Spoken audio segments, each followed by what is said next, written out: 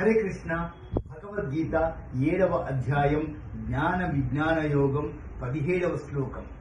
తేషాం జ్ఞానీ నిత్యయుక్తః ఏకభక్తిర్విశిష్యతే ప్రియో హి జ్ఞానినోత్యర్థమహం సచ మమ ప్రియః.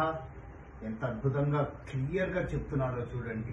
తేషాం వారిలో ఎవరైతే నిస్సందేహంగా నన్నే స్మరిస్తారో వారే నాకు ఇష్టమైన ప్రీతి పాత్రమైన వాళ్ళు అవుతారు. అలాగే వారికి నేను వారికి. అంటే ఇందాక అనుకున్నాం కదా జ్ఞాని భక్తులని. జ్ఞాని భక్తులంటే వాళ్ళలో భగవంతుడు ఉన్నాడు కనుక ఆ భగవంతుడి కోసం శోధన చేస్తున్నారు. అలాగే ఇక్కడ ఆ ఏ భగవంతుడి గురించి వాళ్ళు ఆలోచిస్తున్నారో ఆ భగవంతుడిని నేనే కాబట్టి నాకు వాళ్ళే ఇష్టము, వాళ్ళకి నేనే ఇష్టము అని ఎంత చక్కగా చెప్తున్నారో చూడండి. దీనికి తాత్పర్యంగా తీసుకుంటే కూడా నిరంతరము నాయందే భక్తి శ్రద్ధలతో మనసుని నిలిపి అచంచలమైన దీక్షతో నన్ను స్మరిస్తారో వారికి నేను అన్ని రకాలుగాను దోహదపడతాను. అలాంటి వాళ్ళు నాకు ఇష్టమవుతారు. అలాంటి వాళ్ళకే నేను కూడా ఇష్టంగా మారుతాను అని చెప్తున్నాను. ఈ విషయంలో మనకి శంకర భగవత్పాదుల వారు భజగోవింద స్తోత్రాల ద్వారా ఇంకొక విషయం తెలియజేశారండి. యావద్వీతోపార్జన సక్తః తావన్నిజ పరివారో రక్తః పశ్చాజ్జీవతి జర్ఝర దేహే వార్తాం కోపి న పృచ్ఛతి గేహే భజ గోవిందం అంటూ ఎంత గొప్పగా చెప్పారో చూడండి. యావద్వీతో పార్జన సక్త తావన్నిజ పరివారో రక్త పశ్చాజ్జీవతి జర్ఝర దేహే వార్తాం కోపిన పృచ్ఛతి గేహే. మంచి పొజిషన్ లో ఉన్నారు. సో మీ చుట్టూరా జనాలు ఉంటారు. మీరు ముందు నడుస్తుంటే వాళ్ళు మీ డోర్ తీస్తారు. కార్ దగ్గరికి వస్తే కారు డోర్ తీస్తారు. మీరు కారు ముట్టుకోకుండా లోపల కూర్చోవచ్చు.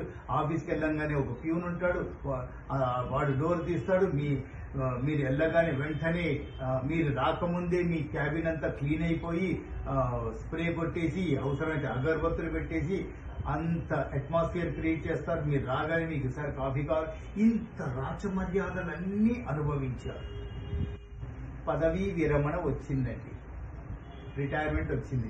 రిటైర్ అయిన నెక్స్ట్ డే మీరెవరో కూడా వాళ్ళకి తెలియనట్టుగా మొహం తిప్పుకుంటారా? బ్యాంకుకి వెళ్తే కూడా బ్యాంక్ కూడా లైన్లో నుంచోండి అంటారే తప్ప మిమ్మల్ని అప్పటిదాకా రాచమర్యాదలు చేసిన మేనేజర్ కూడా మీ దగ్గరికి రాడు.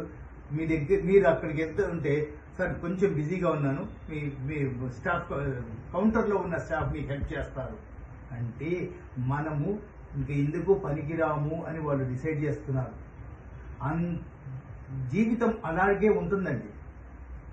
పశ్చాజ్జీవతి జర్ఝర దేహే. ఎలాంటి విషయంలోనూ పశ్చాత్తాపం పనికిరాదు. పశ్చాత్తాపం వచ్చిందంటే మనం అయిపోయినట్టే.